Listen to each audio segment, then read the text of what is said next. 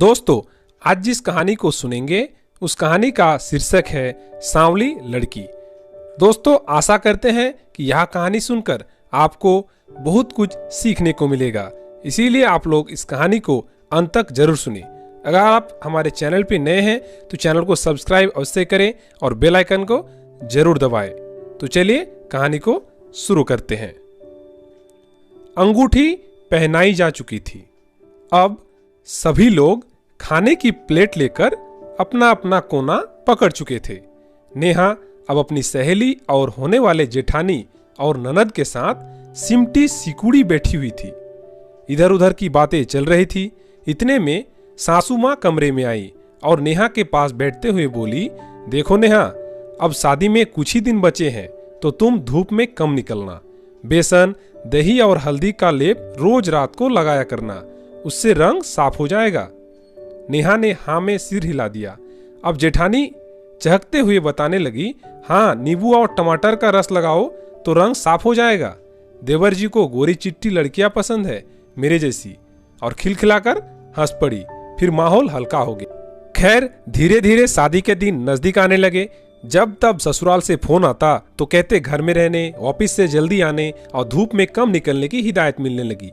आकाश भी जब फोन करता तो अधिकतर उसके सांवलेपन को लेकर छेड़ दिया करता था।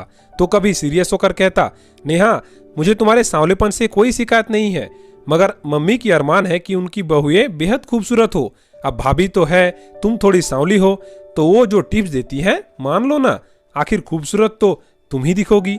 नेहा जवाब देना तो चाहती, मगर मम्मी की हिदायत की वजह से चुप रह जाती। अपनी चिढ़ मम्मी पर निकालती तो मम्मी कहती, अरे इतने बड़े घर से रिश्ता हो रहा है सिर्फ इसीलिए कि तू बैंक में नौकरी करने लगी है, वरना एक साधारण मास्टर की बेटी की शादी कभी हो पाती क्या वहाँ? तू देख, वो रईस लोग हैं, बड़े लोगों के बीच उनका उठना बैठना है, सोसाइटी मेंटेन करते हैं। तू किस्मत वाली है कि तेरे ऐसे रंग रूप के बाद भी उन्होंने तूने चुना है। फिर नेहा चुप हो जाती। उसे भी लगता कि मम्मी ठीक ही कह रही है। सोचती कि बदलते वक्त के साथ सब कुछ ठीक हो जाएगा। लेकिन जैसे जैसे दिन नजदीक आने लगे, सासू माँ और आकाश का यह प्रेशर बढ़ने लगा। नेहा यह सब इग्नोर करना तो चाहती, मगर कर नहीं पाती। फिर खुद में अंदर ही अंदर वह चिढ़ने लगी। जो रंग खिलना चाहिए था लगाने के बाद वो और मुरझाने लगा। शादी के एक सप्ताह पहले आकाश का जन्मदिन था। आकाश ने पार्टी में नेहा को भी बुलाया था। सासू माँ ने पहले ही फोन पर समझा दिया था कि पार्लर होते हुए पार्टी में आए। माँ ने भी भाई के साथ पार्लर भेज दिया। नेहा जब पार्टी में भाई के साथ पहुंची तो उसे देखते ही सासू माँ लाल पीली होने लगी।